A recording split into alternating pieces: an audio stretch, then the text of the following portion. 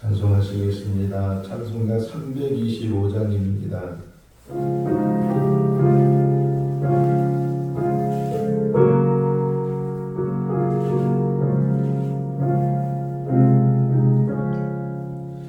예수가 함께 계시니 시험이 오나도 없네. 기쁨의 근원 되시는 예수를 위해 삽시다. 날마다 주를 섬기며 언제나 주를 드리고 그 사랑 안에 살면서 딴 길로 가지 맙시다. 이 세상 사는 동안에 주님은 전파하면서 무한한 복락 주시는 예수를 위해 삽시다. 날마다 주를 섬기며 언제나 주를 드리고 그 사랑 안에 살면서 딴 길로 가지 맙시다. 이 세상 친구 없어도 예수는 나의 친구니 그리한 일을 버리고 예수를 위해 삽시다. 날마다 주를 섬기며 언제나 주를 드리고 그 사랑 안에 살면서 딴 길로 가지 맙시다. 주께서 심판하실 때 자네가 칭찬하리니 이러한 상급 받도록 예수를 위해 삽시다. 날마다 주를 섬기며 언제나 주를 드리고 그 사랑 안에 살면서 딴 길로 가지 맙시다. 창세기 9장 1절에서 17절 말씀입니다.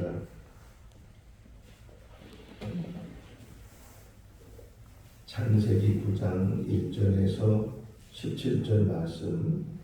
하나님이 노아와 그 아들들에게 복을 주시며 그들에게 이르시되 생육하고 번성하여 땅에 충만하라. 땅의 모든 짐승과 공중의 모든 새와 땅에 기는 모든 것과 바다의 모든 물고기가 너희를 두려워하며 너희를 무서워하리니 이것들은 너희 손에 붙였음이니라. 모든 산 동물은 너희의 먹을 것이 될지라 채소같이 내가 이것을 다 너희에게 주노라.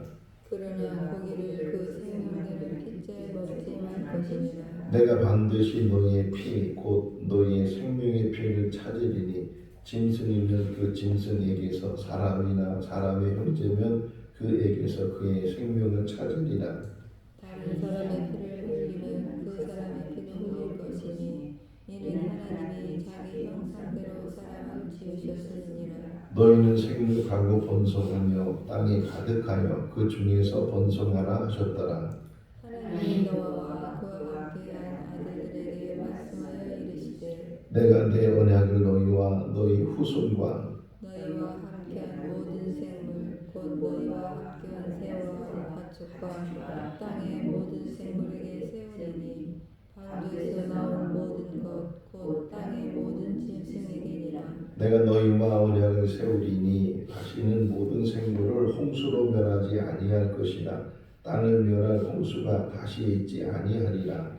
하나님이 이르시되 내가 나와 너희와 및 너희와 함께한 모든 생물 사이에 대대로 영원히 세우는 언약의 증거는 이것이니라. 내가 내 무지개를 구름 속에 두었나니 이것이 나와 세상 사이의 언약의 증거니라. 내가 구름으로 땅을 덮을 때에 무지개가 구름 속에 나타나면 내가 나와 너희와 및 육체를 가진 모든 생물 사이에 내 언약을 기억하리니 다시는 물이 모든 육체를 멸하는 홍수가 되지 아니할지니라. 무지개가 구름 사이에 있으리니 내가 보고 나 하나님과 모든 육체를 가진 땅의 모든 생물 사이에 영원한 언약을 기억하리라. 같이요. 하나님이 노아에게 또 이르시되 내가 나와 땅에 있는 모든 생물 사이에 세운 언약의 증거다 이것이나 하셨더라. 아멘. 할렐루야. 다른 나라 사람들이 우리나라를 가리켜서 뭐라고 불러요? 코리아라고 그러죠. 코리아라고 불러요. 그러면 왜 우리나라를 코리아라고 부르게 됐나요? 옛날 우리나라 이름 중에 고려가 있었죠.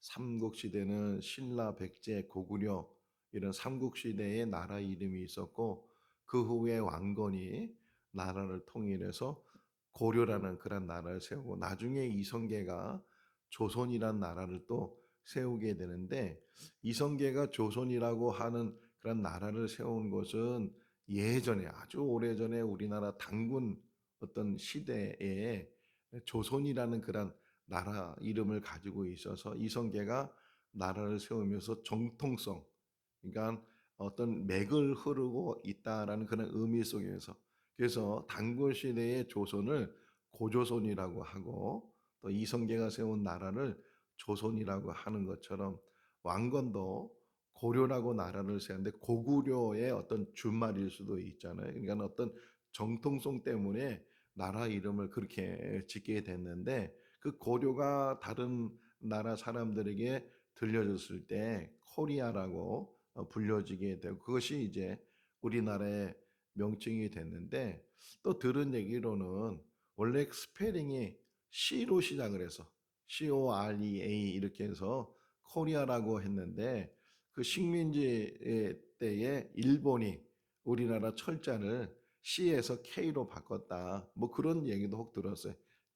재팬은 J로 시작되는데 J보다 더 늦게 뭐 올림픽을 하든지 뭐 나라 입장을 할 때 ABCD로 이 입장을 하다 보니까 자기 나라들보다 더 늦게 이제 입장을 하도록 만들려고 C를 K로 바꿨다. 뭐 그런 얘기도 있는데 어쨌든 우리나라 이름을 다른 나라에서는 코리아라고 이렇게 부르잖아요. 그런데 유독 몽골 사람들은 우리나라를 코리아라고 부르지 않고 썰렁거스라고 불러요. 그 썰렁거스가 뭐냐? 무지개란 뜻이에요. 그러니까 몽골 사람들만 코리아라고 말하면 물론 코리아라고 돼 있으니까 그렇게 이게 말을 할 수도 있지만 그 사람들이 우리 한국을 가리켜서 항상 하는 이야기는 썰렁거스, 썰렁거스, 무지개, 무지개. 그래서 왜 우리나라를 무지개라고 했는가? 뭐 정확한 유래는 아니지만 그 몽골이란 나라가 예전에 고려 시대에 많은 사람들을 잡아갔잖아요. 우리 고려 시대에 몽골 사람들이 침략을 해서 몇 번 전쟁이 있었죠. 심지어는 제주도에도 거의 몽골 말이 있어요. 몽골에 쓰는 사용하는 언어들을 제주도 사람들이 지금도 쓰고 있는데 그렇게 몽골이 와서 침략을 하고 약탈을 하고 그러면서 사람들을 끌고 가고 또 나중에는 이제 강대국에 대해서는 조공을 또 바치잖아요. 약소 국가가 대국가에게 조공을 바치면서 이 음식만 조공을 바치는 것이 아니고 여자들도 조공을 바치기도 하고 어쨌든 그렇게 해서 한국에 있는 여자들이 많이 몽골 쪽으로 끌려가기도 하고 그런데 그 중에 한 여자가 너무 아름다운 거예요. 너무 예쁜 거예요. 그러다 보니까 그 여자 이름을 몽골 사람들이 야, 무지개처럼 아름답다. 그래서 그 여자 이름을 설렁거라고 이제 이름을 줬는데 어쨌든 높은 뭐 왕의 어떤 뭐 부인이 됐든지 높은 귀족의 어떤 부인이 됐든지 그러다 보니까 그 이름이 자꾸만 회자되는 거예요. 설렁거 참 아름다운 여자다 이러면서 이 여자가 어디서 온 여자야? 무지개 나라라고 이렇게 이름을 줬다는 게. 어쨌든 정확한 정서는 아니지만 몽골 사람들은 우리나라를 가리켜서 무지개 나라다 이렇게 표현을 하는데 오늘 무지개에 대한 이야기가 나오죠. 노아가 방주를 만들고 그 안에 들어가서 1년 정도를 이제 살다가 물이 다 빠진 다음에 노아가 이제 그 방주에서 나오게 되고 또 하나님 앞에 제일 먼저 한 일이 제단을 쌓아서 번제를 하나님 앞에 드리는 그런 일을 한 다음에 이제 시작되는 그런 이야기. 9장 1절을 보게 되면 꼭 어디와 같으냐면 창세기 1장 28절하고 같아요. 하나님께서 아담을 만드신 다음에 28절에 보니까 복을 주시면서 생육하고 번성하고 충만하라 정복하고 다스려라 이렇게 하나님이 말씀하셨는데 똑같이 이 말씀을 묵상하면서 하나님은 늘 변함이 없으셔요. 예전이나 오늘이나 히브리서 13장에서도 예수님은 어떤 분이시냐 동일하신 분이시다. 과거나 현재나 미래나 항상 동일하신 분이 예수님이시다. 하나님 역시도 항상 동일하신 분이 늘 동일한 마음을 가지고 사람을 이제 만드셨고 또 사람과 교제하기를 원하시는데 근데 사람은 그 하나님의 마음을 제대로 헤아리지도 못하고 하나님의 뜻을 헤아리지도 못해. 심판하셨지만 그 심판하신 것이 누구 때문에 심판한 거예요? 실제적으로는 사람의 불순종과 사람의 잘못과 사람의 악함 때문에 창세기 6장 11절 12절 말씀에 보게 되면 왜 하나님이 심판했는지를 분명하게 설명하고 있어요. 포악하다는 거죠. 사람의 포악함이 가득하고 만연됐다는 게 아주 사람이 얼마나 그 당시 인구는 얼마나 적겠어요. 그런데도 불구하고 그 포악한 것이 얼마나 하나님께서 후회할 정도로 내가 사람을 만든 것을 후회한다 이렇게 말할 정도로 또 12절 말씀에 보게 되면 그 행위가 부패돼요. 부패되는 것은 우리 음식도 부패되면 먹지는 못하잖아요. 냄새가 나고 먹으면 상해서 탈이 나고 그런데 그 행위가 부패됐다.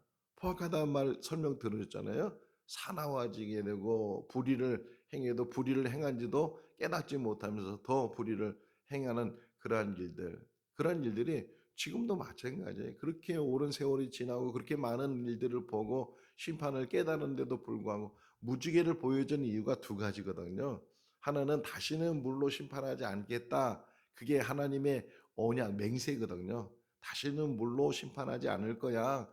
그걸 보여주겠다. 이게 언약의 증거다. 이렇게 하나님께서 무지개를 만드셔서 보여주기도 하지만 또 하나는 뭐예요? 심판이 있었다는 것을 알으라는 거예요. 심판이 있었다.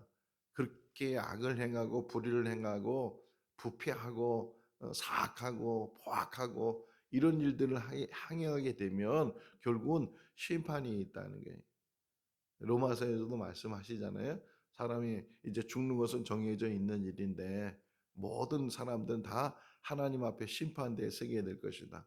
저 청년 때 성경 공부하면서 늘 들었던 이야기 중에 하나가 백보자 심판, 백보자 심판 그런 얘기를 많이 들었던 것 같아요. 그 당시 막 종말론이 막 그냥 우리나라를 휩쓸고 가고 막 그런 때였거든요. 그런 때에 많이 들었던 게 심판, 대환란이 오게 될 것이고 큰 심판이 있게 될 것이고 노아 시대는 물로 심판을 받았는데 앞으로의 심판 불로 심판을 받을 것이고 뭐 그런 이야기들을 많이 들었는데 또 거기에 대해서 우리가 이제 또 무감각해졌어요. 뭐 심판이 내일이 있든 내일 모레 있든 내년에 있든 언제 있든 그건 아무 이제 신경도 안 쓰고 내 하고 싶은 대로 내 생각대로 내 마음대로 그렇게 살아가는 것이 인간의 어리석음이 아닌가 하는 생각을 다시금 가져요. 무지개는 다시는 홍수 심판을 하지 않을 거야라고 하나님이 언약하시고 맹세하신 증표일 뿐만 아니라 사람이 악을 행하게 되면 반드시 그 악은 심판을 받는다. 이게 홍수 심판이 보여준 사건이잖아요. 쓸어버린다잖아요. 아무도 살아나지 못했어요. 방주 안에 들어간 사람 외에는 방주에 들어간 동물 외에는 아무도 왜 물이 가득 차게 산 꼭대기까지 아니 그 꼭대기보다 더 물이 찼으니까 호흡하는 모든 생물들은 다 죽게 됐는데 어쨌든 다시금 이제 노아를 통해서 노아의 아들 며느리를 통해서 다시금 인류가 이제 시작이 되는 9장 1절은 그렇게 시작할 때 아담이 시작할 때와 노아가 방주에서 나와서 시작할 때 동일하게 하나님께서 또 말씀하시잖아요. 너희는 생육하고 번성하고 충만해라 이렇게 말씀하시고 모든 동물들이 심지어는 물속에 있는 물고기들도 다 너희를 두려워할 것이고 너희 손을 두려워할 것이다. 이렇게 계속 정복하고 다스려라 그런 말하고도 일맥하는 그런 말씀을 또 다시금 노아에게 하시는 것을 볼 수가 있어요. 자, 그러면서 또 하나 이제 여기 3절 말씀에 보게 되면 육식을 허락해 주시는 이야기가 나오죠. 그전에는 아담과 하와에게는 채소를 먹도록 식물을 먹도록 그렇게 말씀을 하셨는데 이제 방주에서 나온 이후로는 모든 동물들도 다 먹을 수 있도록 그러나 단 한 가지 조심해야 될 것은 피채 먹지 마라. 피채. 피는 생명이니까 피를 먹지 말고 피 흘리는 것을 너희들이 행하지 마라. 동물이 동물을 피 흘려도 그 동물은 그 피 흘린 것 때문에 똑같이 당하게 될 것이고 사람이 다른 사람의 피를 흘리게 되면 똑같이 당하게 될 것이고 피채 먹지도 말고 피 흘림을 행하지 말아야 된다 하는 것을 이야기는 해줘요. 한번 생각해 보세요. 사람 외에 다른 모든 사자나 호랑이나 뭐 어떻든 육식하는 동물들을 보세요. 다 피채 먹잖아요. 사람 외에는 피를 구별하지 못하고 그냥 잡아가지고서 그냥 뜯어 먹는 그냥 피가 있든 없든 그래서 사자 음식을 먹는 거 보세요. 그냥 입 안에 입 주변에 그냥 피가 가득하고 다 이렇게 짐승들이 근데 지금 하나님께서 사람에게는 너희가 모든 동물은 먹을 수 있지만 그러나 피채 먹지 말아야 된다. 왜냐하면 피에는 생명이 있기 때문에 그렇다. 이게 나중에 가서 이제 십자가의 어떤 그 피, 주님의 보혈의 피하고도 연결이 되는데 주님이 흘리신 그 피로 모든 죄가 다 되셨음을 다시 한번 우리에게 말씀을 해주고 있어요. 그러니까 피가 얼마나 중요한가, 주님의 보혈이 얼마나 중요한가. 우리를 씻을 수 있는 것은 어떤 행위로 씻을 수 있는 것이 아니고 오직 대속의 은혜. 하나님이 사람이 돼서 이 땅에 이게 중요하잖아요. 하나님이 사람이 돼서 이 땅에 오셔서 하나님인 그분이 우리를 대신해서 죽으셨다. 이 가치가 다른 거잖아요. 가치가 다르기 때문에 그분이 흘리신 그 보혈을 통해서 인간이 가지고 있는 모든 죄의 문제가 해결되는 줄로 믿습니다. 교회 안에서도요. 지금 자꾸만 뭐가 잃어버리냐면 천국을 잃어버리게 되고 구원을 잃어버리게 되고 자꾸만 교회라는 게 세속화되고 어떤 외적인 것만 자꾸만 치중하다 보니까 정말 생명이 왜 중요한지 예수님 말씀하시잖아요. 천하를 얻어도 생명을 잃으면 그것이 무슨 소용이 있겠느냐. 우리도 마찬가지 이 땅에 사는 날 동안 가장 중요한 것은 생명이에요. 하나님께서 우리에게 영원한 생명을 주시는 줄로 믿습니다. 예수를 통해서 우리 행위를 통해서 주시는 것이 아니고 예수님의 보혈을 통해서 우리에게 영원한 생명을 주시는데 왜 그러느냐? 그다음에 설명돼. 6절 말씀에 보면 이제 피 흘리지 말라는 이야기를 하면서 왜 피를 흘리지 말아야 되느냐? 사람은 하나님의 형상대로 만드셨기 때문에 그렇다. 어떤 동물도 이 땅에 있는 어떤 것들도 딱 하나만 하나님의 형상대로 만들어졌다는 게 그게 뭐라고요? 사람이라는 게 이렇게 아무리 다르게 생기고 혹이나 이게 생긴 게 못생겼다 할지라도 뭐 그럼에도 불구하고 우리 한 사람 한 사람은 다 하나님의 형상대로 하나님의 모양대로 만들어진 특별한 하나님의 피조물이다. 왜 그렇게 만들었다고요? 교제하시기 위해서, 함께 하시기 위해서. 하나님이 천국을 만든 이유도 바로 그 이유예요. 하나님께서 천국을 만든 이유로 우리와 영원히 함께 하시기 위해서. 제가 요즘 많이 말씀을 묵상하면서 깨닫는 것이 평생 우리가 하는 일이 아니 천국 가서도 우리가 하는 일이 찬송하는 거다. 찬송. 하나님을 찬송하는 것. 거기 있는 모든 천사들도 하나님을 찬송하고 24장로들도 하나님을 찬송하고 14만 4천 명도 다 찬송하고 다 모든 백성들이 다 하나님을 찬송하는 거다. 이사야 43장 21절 말씀해 보니까 사람을 왜 만들었느냐? 찬송 받으시기 위해서. 우리가 이 땅에 산 날 동안 하나님을 찬송할 수 있기를 바랍니다. 사람이 사는 것이 잘 될 때만 있는 것이 아니잖아요. 어려울 때, 힘들 때, 공고할 때, 잘 안 될 때, 그럴 때도 우리가 잊지 말아야 되는 것이 찬송하는 거예요. 하나님 앞에 아픔을 가지고도 찬송하고 기쁨을 가지고도 찬송하고, 늘 하나님과 나와의 관계 속에서 하나님이 받으시는 것이 두 가지잖아요. 찬송을 받으시고 기도를 받으시는데 늘 찬송을 잊지 말고 우리가 딴 길로 가지 맙시다. 오늘 가사 맨 마지막이 그거잖아요. 힘들어도 어려워도 딴 길로 가지 말고 오직 더 주님을 바라보면서 주님을 향해서 한 걸음 한 걸음 나가는 그런 삶이 우리 삶이 돼야 될 줄로 믿습니다. 자, 어쨌든 그 다음에 이야기하는 게 7절 말씀해 보시면 또 반복해져요. 그러니까 이게 하나님의 진실이라는 거예요. 1절에서 말씀하셨는데 또 똑같은 말하죠. 생육하고 번성해라. 그러면서 땅에 뭐 하라고요? 가득해라. 할렐루야. 땅에 가득해라. 아브람과 사라가 가나안 땅에 들어갈 때는 두 사람이잖아요. 자식이 없었어요. 심지어는 자식이 없으니까 몸종 하가를 처음으로 줘가지고서 아들을 낳도록, 그럼에도 불구하고 하나님께서는 그게 네 후손이 아니다. 네 후손을 따로 이제 사라를 통해서 낳게 해줄 거다. 아니나 다를까 사라가 90이 될 때, 아브라함의 100살이 됐을 때 아들을 하나 낳는데 이삭에. 아니 그 하나 갖고 또 어떻게 이게 뭐 얼마나 되겠어요? 그런데 지금 보세요. 이 아브라함의 후손들이 얼마나 많이 번성했는가, 얼마나 많이 충만했는가 하는 것도 우리가 생각해 보세요.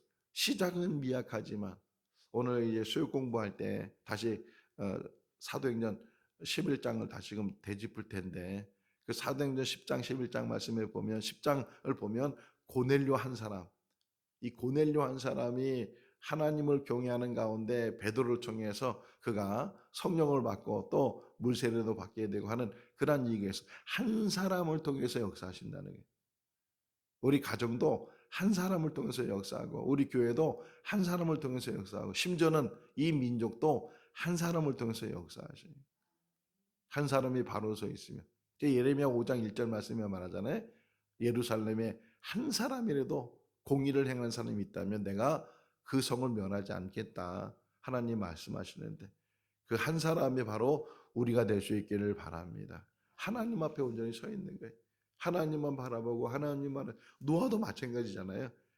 그 많은 사람들이 부패하고 그 많은 사람이 막 포악하고 사악하고 이랬을 때 당대의 의로운 자였고 그가 하나님과 함께하는 자였다. 하나님과 동행하는 자였다.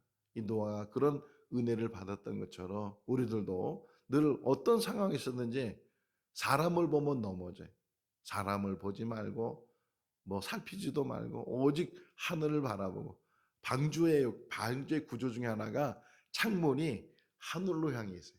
창문이 하늘로 향해 있어요. 문은 옆으로 만들어놨는데 창문은 하늘로 향해 있어요. 그 의미가 뭐겠어요? 어딜 보라는 거예요? 하늘을 보고 하나님을 보고 천국을 바라보면서 그런 삶을 우리가 살아갈 수 있기를 바랍니다. 자, 엘리야를 좀 생각해 보면 아합 시대에 얼마나 힘든 시대, 막 우상이 만연되어 있는 상황, 심지어는 갈멜산에서 그 불이 내리는 신이 살아있는 신이다. 그래가지고서 이 불 대결을 했던 그런 엘리야, 능력 있는 엘리야인데 또 엘리사벳이 이 엘리야를 죽이려고 하니까 호렙산 시냇가에 가가지고서 뭐라고 기도하냐면 나를 좀 죽여달라고, 이제는 죽여달라고. 인간의 모습이 그런 모습이에요. 우리들도 그런 모습이에요.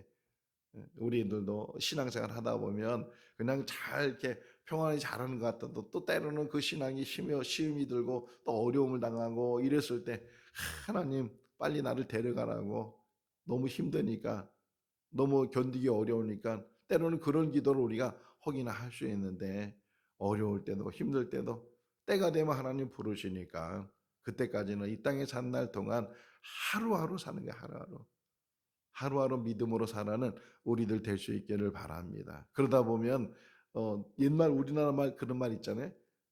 살다 보니까 오래 살고 봐야 돼, 뭐 그런 말을 하는데 살다 보니까 또 좋은 일도 있고 또 안 되는 것 같은데, 맡긴 것 같은데, 끝난 것 같은데 또 새로운 시작을 보세요. 지금 노아가 새롭게 시작하잖아요. 새로운 시작을 또 하게 되는데 그런 은혜가 우리 가운데 있어야 되고, 오늘 읽은 말씀에서 딱 멈추면 좋겠어요. 오늘 읽은 말씀에서. 근데 또 내일 또 이제 계속 읽어야 되잖아요.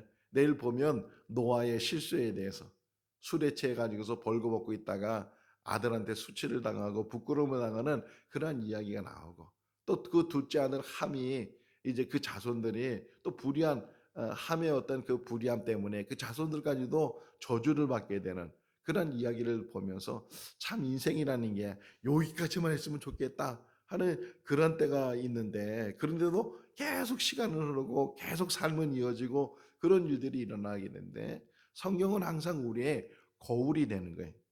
항상 성경을 통해서 좋은 일은 배우고 나쁜 일에 대해서는 우리가 경각심을 가지고 우리 이렇게 살면 안 되겠다. 그런 일들을 우리가 잘 배워야 되는데, 노아가 방심하게 됐죠. 방심하니까 결국은 포도나무를 심어서 포도주를 취하고 그것을 그냥 얼마나 많이 마셨는지 전혀 알지도 못하는 그런 모습으로 다 벌벗고 잠들어 버렸다는 게, 그런 일들을 이제 내일 또 새벽에 우리가 말씀을 묵상할 텐데, 어쨌든 여기 7절 말씀에 보게 되면 너희가 생육하고 번성하고 땅에 가득해라. 땅에 가득해라. 하나님의 은혜가 가득할 수 있기를 바랍니다. 가장 중요한 게 뭔가 생각해 보니까 성령이 가득하면 제일 좋을 것 같아요. 성령. 할렐루야. 우리 안에 성령이 가득할 수 있기를 바랍니다. 부어주시는 성령의 은혜 가운데 모든 것이 기쁘고 모든 것이 감사하고 모든 것이 행복하고, 돼도 감사하고 안 돼도 감사하고 성공해도 감사하고 실패해도 감사하고, 그게 뭐예요? 성령 충만이거든요. 내가 너희에게 평안을 주노니, 지난 주일날 제가 저거한 선고라고 말씀했잖아요. 세상이 주는 것 같지 아니하니라. 왜? 세상이 주는 것은 조건적이에요. 환경적인 거예요. 그러다 보니까 맨날 왔다 갔다 하는 거예요. 평안한 것 같은데 또 불안하고 또 힘들고, 기쁨 같은데 또 슬프고, 이게 세상이 주는 거예요. 근데 내가 주는 평안은 그렇지 않다는 거예요. 너희는 걱정하지 말고 염려하지 말고 두려워하지 말라 말씀하시는 것처럼 주님이 주시는 평안을 가지고 우리가 살아갈 수 있기를 바랍니다. 어쨌든 그렇게 하나님 말씀하시면서 내가 증거를 준다, 증표를 준다, 내가 무지개를 보여주겠다. 이 무지개를 통해서 다시는 그런 물로 심판하지 않고 홍수로 심판하지 않는다. 물론 요즘도 부분적으로 홍수가 일어나잖아요. 국지적인 거라 그래. 국지적인 것. 그러니까 한 부분에 비가 많이 와서, 어제도 뉴스 보니까 브라질에 큰 홍수가 나서 지금 뭐가 문제냐면 물에 잠기는 것도 문제지만 전염병이 돌아요. 이 물로 인해서 이 전염병이 돌아서 사람들이 또 짐승들이 가축들이 많이 죽게 되는데, 그런 일들이 국지적으로는 일어날 수 있지만 전체적으로 이 지구에 물로 홍수 심판이 다시는 있지 않을 것이다. 그러나 분명한 것은 하나님이 보고 계시고, 결국은 그 왜 그런 일들이 일어났는가? 인간의 죄악 때문에. 이 땅에 사는 날 동안 죄와 멀리할 수 있기를 바랍니다. 죄라는 것은 얘기가 보세요. 성경 볼까요? 가인의 이야기를 다시 한번 보실래? 사장 가서 하나님이 가인에게 말씀하시는 것을 좀 보시면 좋을 것 같아요. 7절에 4장 7절 하나님께서 가인에게 말씀하시는 거예요. 읽어볼까요? 내가 선을 행하면 어찌 낫을 들지 못하겠느냐? 선을 행하지 아니하면 죄가 문에 엎드러져 있느니라. 죄가 너를 원하나 너는 죄를 다스릴지니라. 이게 가인에게 하신 말씀이지만 곧 우리에게 하신 말씀하고 똑같은 말씀이잖아요. 늘 가까이 있어요. 아주 뭐 멀리 있는 게 아니고 늘 가까이 있다가 틈만 생기면, 내가 약점만 생기면, 저는 한번 말씀을 드렸죠. 권투 선수 어릴 때 저 권투도 좀 많이 봤는데, 권투 선수 해설하는 걸 들어보면 뭐라고 해설하냐면 약한 부분을 때려요. 약한 부분. 상대가 턱이 약하면 턱을 노리고, 상대가 복부가 약하면 배를 노리고, 약한 부분. 사단도 마찬가지예요. 우리를 넘어뜨리는데 약한 부분이 어디 있는가? 그 약한 부분을 넣어뜨리는 거예요. 이 욥에 대한 이야기 속에서도 하나님이 욥을 자랑하니까 사단이 그가 재물이 많으니까 재물을 다 걷어가도록, 또 그래도 욥이 하나님을 경외하니까 그가 몸이 건강하니까 그래서 또 질병을 줘가지고서 욥에게 고난을 줬는데, 그런 것도 보면서 항상 우리가 조심해야 되는 것은 늘 우리를 넘어뜨리려고 하는 사단이 늘 우리 가까이 있다는 게, 우리 약한 부분이 뭔지, 우리의 마음을 어떻게 흔들려고 하는지 가룟 유다를 보세요. 가룟 유다 마음을 빼앗았다는 게 그의 생각을 빼앗고 마음을 빼앗고 심지어는 그 안에 들어가서 예수님을 팔아버리는 그런 일들을 행하게 하는 그런 사단의 계계가 늘 우리 가운데 있다는 거예요. 늘 깨어 있어야 돼요. 우는 사자처럼 돌아다닌다잖아요. 우는 사자처럼 돌아다니니까 늘 깨어 경각심이 있어야 되고 늘 기도하는 건데 말씀 붙들고 이 세상 살아가면서 넘어지지 않고 치우치지 않고 오직 주님만 바라보고 주님을 향해서 나가는 믿음의 삶이 우리 모두의 삶이 될 수 있기를 주님의 이름으로 축원합니다. 기도하겠습니다. 사랑이 많으신 하나님 아버지, 이 땅에 사는 삶이 만만치 못하고 또 늘 어려운 고비고비 속에서 살아갑니다. 오늘 하루도 어떻게 살아야 될지 때로는 막막한 그런 삶을 우리가 살아갑니다. 그럼에도 불구하고 우리에게 소망을 주시고 참된 진리 가운데 우리를 인도하시는 그 하나님을 바라보며 살 수 있도록 은혜 베풀어 주신 것 감사합니다. 하나님 아버지 이 땅에 산 날 동안 굳건한 믿음 안에 살 수 있도록 은혜와 은혜를 덧입혀 주시고 천국 바라보게 하시고 한 사람도 실족함이 없게 해주시고 노새 아내처럼 뒤돌아보지 않게 하여 주시옵소서. 오직 주님만 바라보고 주님이 이끄시는 대로 주님이 인도하시는 대로 주님께서 함께 하시는 대로 주님 안에서 늘 평안을 누리고 주님 안에서 소망을 가지며 하루하루 살아가는 우리들 되게 하여 주시옵소서. 우리 성도들 가운데 물질적으로 어려움을 당하거나 육신적으로 어려움을 당하는 성도들도 있습니다. 하나님 아버지 도와 주시옵소서. 모든 문제들이 주 안에서 해결되게 하시고 평안을 얻게 해주시고 기쁨이 회복되게 하시고 감사가 넘치는 그런 삶이 되게 하여 주시옵소서. 오늘도 주 안에서 복된 하루의 삶이 되게 하시기를 간절히 바라옵고 우리를 구원하신 예수님의 이름으로 기도하옵나이다. 아멘. 마쳤습니다. 자유롭게 기도하시기 바랍니다.